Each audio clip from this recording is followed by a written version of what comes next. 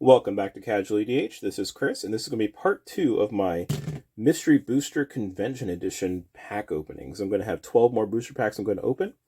I'm just going to talk about the cards a little bit. This is for fun.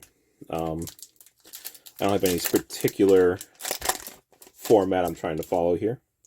I was not originally intending to even open these. This was never originally meant for the channel. I just, spur of the moment, decided I wanted to. So I was saying in the last video, these packs are fun because you never know what you're going to find in them. They got some Susang, for example. So Susang is kind of interesting. It's enchantment. It has it has 3 and 2 blue. Shuffle your library. X, look at the top X cards of your library and put them back in any order. Great for ninjas. Great for anything that you need to manipulate the top of your deck for. Sword of the Animus, that's a pretty good one. Search your deck for basic land whenever you attack with the equipped creature. Really great ramp for decks that don't have green. Oh, there we go. Slivdrazzi Monstrosity. I think that's actually one of the playtest cards that's actually worth something. Not as much if it had the Planeswalker symbol in the corner. That's the difference between the 2021 convention exclusives and the 2020 ones. But, 2021 ones versus the 2020 editions. But, still, I mean, I think they're worth like $10 or something. I don't really have any interest in most of those except for a couple that just tickle my fancy, make me laugh a little bit. So I'll just go ahead and put those on eBay for someone else to enjoy. But yeah, so there's a lot of good like little cards. Harrow's pretty solid commander card. There are a few big bombs. Guerrilla Tactics. I like the punny ones. There are a few really big hits. I mean, obviously, Mana Crypt and whatnot. But, the card pool for this is so diluted because there's so many cards in the set that you're not likely to get something like that. Like, I'm not even hoping for a Mana Crypt because it's so unlikely. But, I mean, it'd be cool if I got it. But yeah, I mean, basically I'm hoping for good uncommons. I would like to get a Demonic Tutor. I did get a Carpet of Blossoms and a,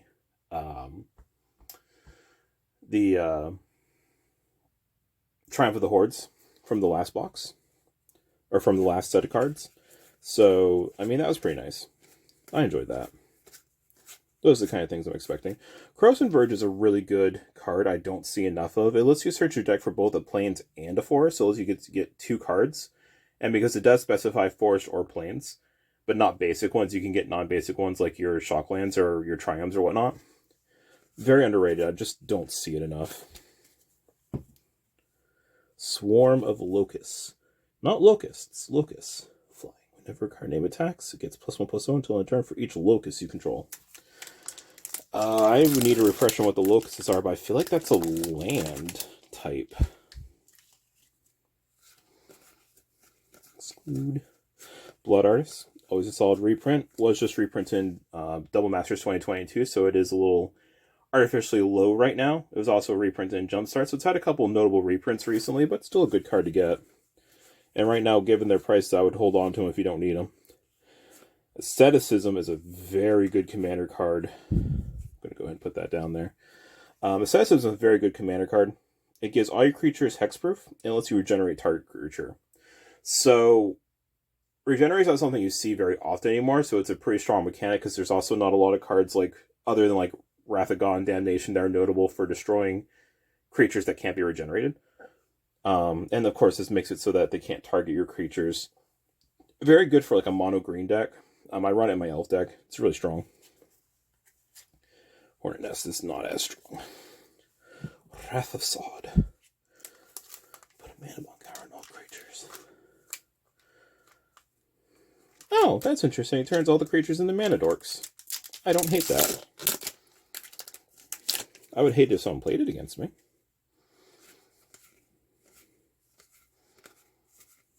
Alright.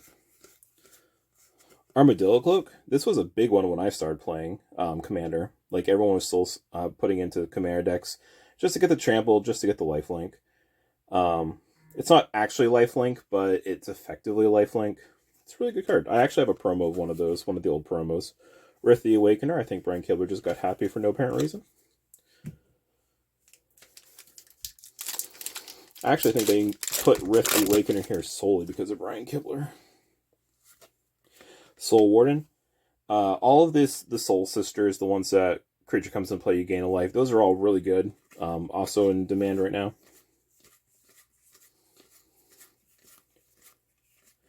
Questing Feldegriff. There was a... Oh, Teferi's Protection. There we go. Questing Feldegriff. There was a promo of that. Well, it was a Secret Lair. It was the children's charity one. I forget the name of it. That one had some interesting art from the children. It's a nice group hub commander. You can use it. Fatal Push. I know when the first one of the first mystery boosters came out, I was selling these Fatal Pushes for quite a bit. Obviously, they were also reprinted since then, so they're not worth quite as much, but still fun. Great Furnace, cards like that, they went up a bit recently too. Like I said, it's a large card pool. You never know exactly what you're going to get. All right, let's push out these last couple of packs here. We're almost done. Darksteel Citadel. Sakashima the Imposter. Mind Spring and Plain Merge Elf. Don't worry that I'm not sorting these. I'm going to do that on my own time later. I don't worry about those piles.